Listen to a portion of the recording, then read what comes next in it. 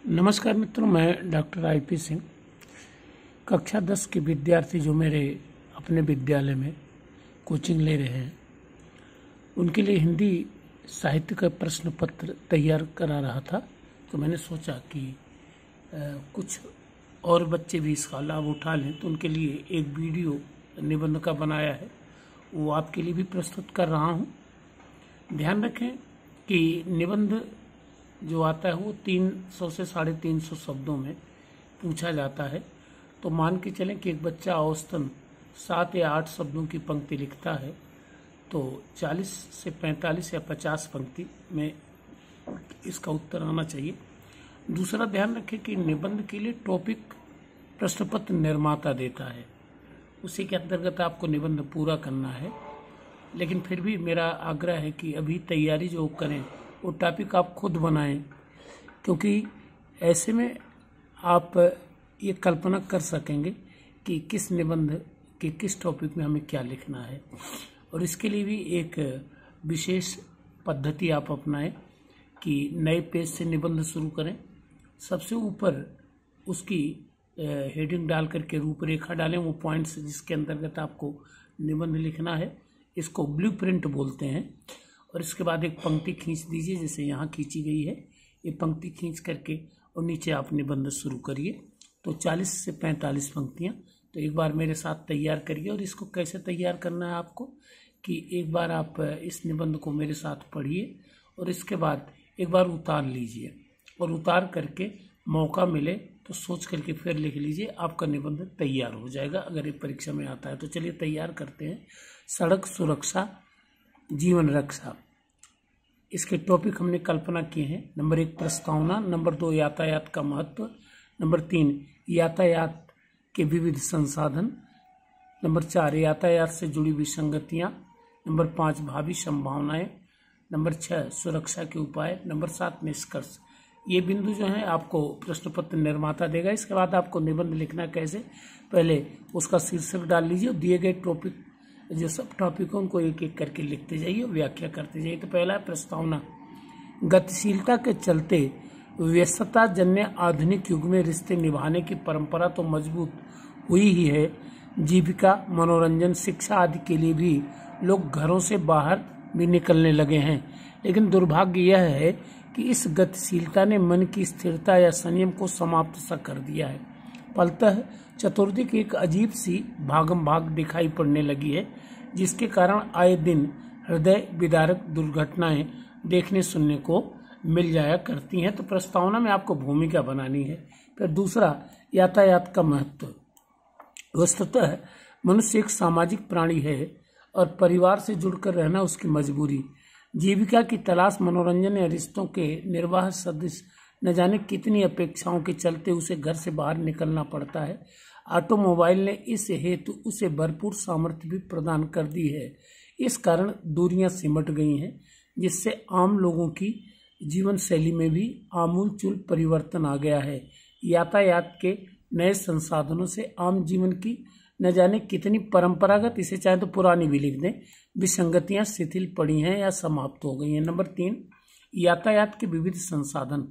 अपने विकास के प्रथम चरण में ही मनुष्य ने गतिशीलता को अपना लक्ष्य बना लिया था। पदयात्रा के बाद उसने विविध जानवरों की सवारी करते हुए बैलगाड़ी, रिक्शा, तांगा, साइकिल आदि की खोज की, और आज ऑटोमोबाइल द्वारा उपलब्ध विविध वाहनों के साथ ही द्रुतगामी रेलगाड़ी और वायुयानों का उपयोग करने लगा है। किंतु दुर्भाग्य यह है कि संसाधन जिस गति से बढ़ रहे हैं, यात्रियों की संख्या उससे कहीं ज्यादा गति से बढ़ रही है, और यात्राजन्य लापरवाही उससे कहीं ज्यादा। नंबर 4 यातायात से जुड़ी विसंगतियां, माने समस्याएं, विसंगतियां।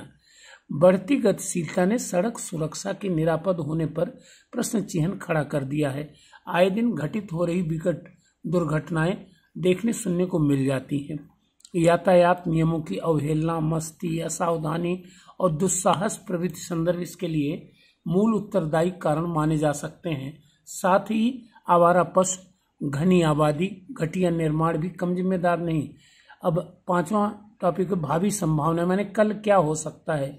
आज बहुत ही उच्च कोटि की सड़कें उपलब्ध हैं, साथ ही वाहन भी। सड़क सुरक्षा के भरपूर उपादेय नियम बनाए गए हैं, जिनकी अवहेलना पर कठोर दंड की भी व्यवस्था है और संबंधित विभागों द्वारा उनकी अनुपालना के अभियान भी चलाए जाते हैं। पर लगता ऐसा है कि किसी को इसकी रंच मात्र भी चिंता नहीं है। ऐसे में निरंतर बढ़ रही भीड़, बेतहाशा भागदौड़ तथा अन्य विसंगतियों से तो यही संकेत मिलता है कि आने वाले दिनों में यह विसंगति अभी और भी विकराल स्वरूप धारण करेगी। नंबर 6, सुरक्षा के उपाय।